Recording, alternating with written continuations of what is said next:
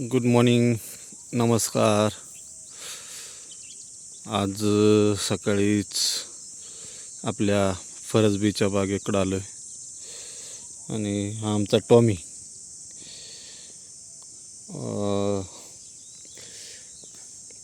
शेतकऱ्याची आजची बिकट अवस्था बघता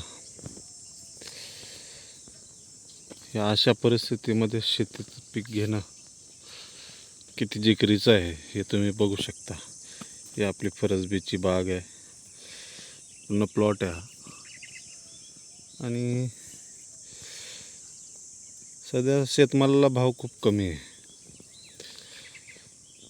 10 किलोला जर 250 आणि 300 रुपये किलो बाजार भाव याला भेटत असेल आणि माल पण आपण बघू शकता, तर त्या शेतकऱ्यांना काय करायचं हा खूप मोठा प्रश्न आहे.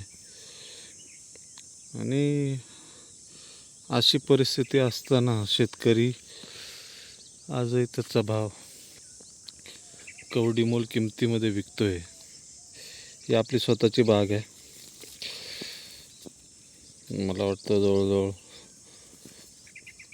7 ते 8 तोडे झालेत याचे. अजूनही त्याला कळी फुटते. शेतीला लागणारी खतं, त्याला तोडण्यासाठी लागणारी मजुरी, मेहनत, हे सर्व बघता हा शेतकऱ्याला खूप वाईट काळ आहे सध्या शेतकऱ्यासाठी. पण बघू शकता हे आपल्या शेतातलं आहे आणि खूप चांगल्या प्रकारे पीक आहे फरसबीचं.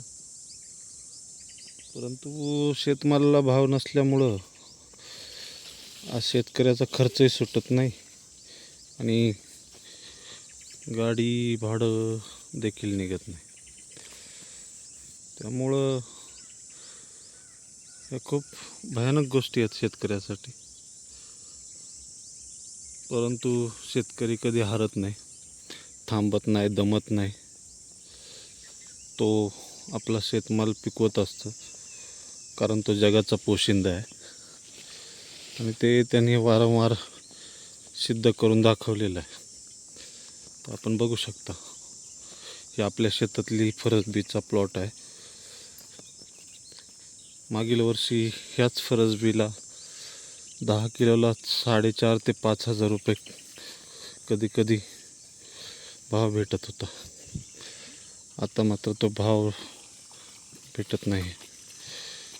हे पण बघा, आता आपल्या शेततळ्यातलं पाणी सोडायचं काम चालू आहे.